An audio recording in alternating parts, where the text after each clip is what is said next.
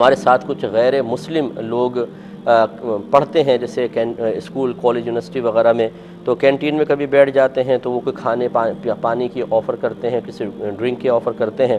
اسی طرح وہ گھر کا یا کینٹین کا کھانا وغیرہ ہمیں لا کر دیتے ہیں، تو کیا ہم ان کا کھانا کھا سکتے ہیں یا نہیں؟ دیکھیں، سب سے پہلے یاد رکھیں کہ ہمارا مذہب اسلام کسی کو بھی حقیر اور کمتر جاننے اور ایسا رویہ اختیار کرنے کہ جس سے حقارت کا احساس پیدا ہو، اس کو پسند نہیں فرماتا. بحیثیت انسان کے غیر مسلم بھی ایک انسان چونکہ ہے، ہمیں تو جانوروں کے ساتھ اچھا سلوک کرنے کا حکم دیا گیا ہے، چاہے جائے کہ یہ انسان تو ہے کم از کم. تو یہ تو نہیں ہے کہ اگر غیر مسلم سامنے سے آئے منہ پھیر کے چلے جائیں، وہ ہاتھ ملائے تو آپ ہاتھ نہ ملائیں، بلکہ علماء نے فرمایا کہ ضرورت کے موقع پر، جیسے اب یہاں ہے کہ اگر ایک مسلمان ایک غیر مسلم سے منہ پھیرتا ہے، اس کے ساتھ اچھا رویہ نہیں رکھتا، خصوصاً باہر کے ملکوں کے بارے میں ذرا تصور لے کر آئیں، تو فوراً یہ ایک اسلام کے بارے میں منفی خیالات کسی کے دل میں پیدا ہوں گے کہ شاید ان کا مذہب اسلام مسلمانوں کے علاوہ ہر ایک کو کمتر حقیر سمجھتا ہے اور دور کرنے کا حکم دیتا ہے. اس سے ایک اسلام کا منفی تصور پیدا ہوگا جو قطعاً غیر مناسب ہے.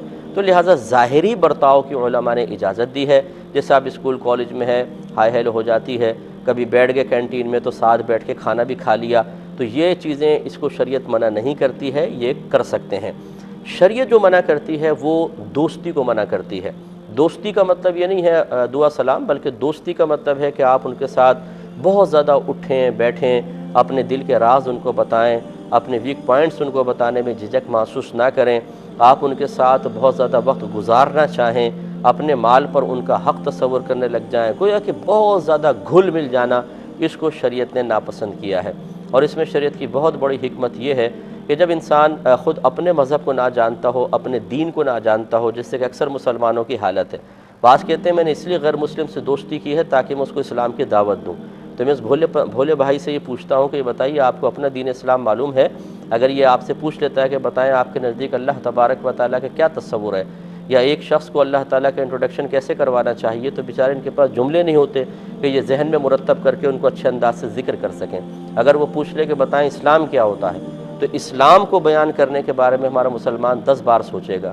اگر یہ غیر مسلم کہتا ہے مجھے مسلمان کر دیں، میں مسلمان ہونا چاہتا ہوں، تو ہمارے مسلمان بھائی بہنوں کو یہ طریقہ بھی نہیں آتا کہ کس طریقے سے اس کو دائرہ اسلام میں داخل کرنا ہے.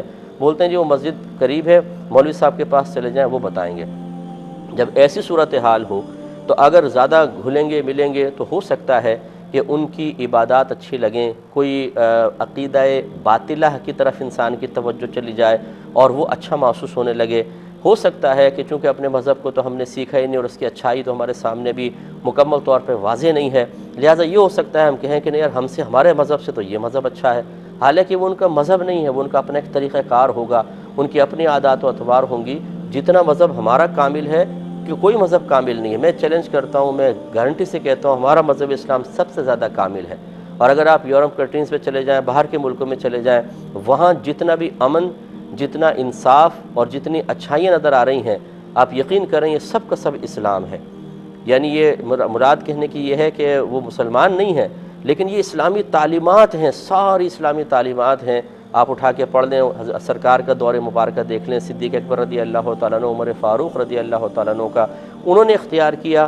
آج وہ ایسی ایک مثال بن گئے ہیں کہ لوگ وہاں پر جاتے ہیں اور تعریف کرتے ہیں. اور ہم ایک ملک پاکستان میں ہیں جو کہتے ہیں کہ اسلام کے نام پر حاصل کیا گیا، اور مسلم کنٹریز کی حالت یہ دیکھ لیں کہ ہم اپنے دین اسلام پہ چل رہے ہیں، اس کو سیکھنے کے لیے تیار نہیں ہیں. تو ایسی صورتحال میں اگر نوجوانوں کو کہا جائے کہ ٹھیک ہے آپ گھلیں ملیں، اچھی طرح دوستی کریں، تو کوئی بعید نہیں ہے کہ کچھ عرصے بعد ان کا دل اسلام سے معاذ اللہ متنفر ہو کے کسی اور مذہب کی طرف مائل ہو جائے. اور ارتداد اتنی خطرناک چیز ہے. ارتداد کا مطلب ہوتا ہے کہ کلمہ پڑھنے کے بعد، اسلام میں داخل ہونے کے بعد دوبارہ اسلام سے باہر نکل جانا، کہ یہ ایسا شخص مرتد کہلاتا ہے.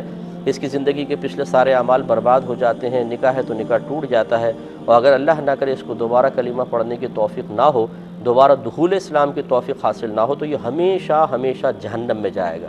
اور سب سے بدترین جو مطلب جہنمیوں میں ہے وہ مرتد ہوتا ہے. تو اس لیے بہت ہی خطرناک صورتحال ہو جاتی ہے. ایسے میں بھائیوں اور بہنوں سے گزارش کرتا ہوں کہ ایسی دوستی نہ کریں. ظاہری برتاؤ کو تو میں نے آپ کو بتا دیا کہ الیکس لیک ہے، تھوڑی بہت گفٹس کا ابادلہ تبادلہ ہے، زیادہ ملتے جلتے نہیں ہیں، بہت زیادہ گیٹ ٹوگیدر نہیں ہوتی، تو اس کی گنجائش شریعت نے دی ہے، اور کرنے میں کوئی حرج نہیں۔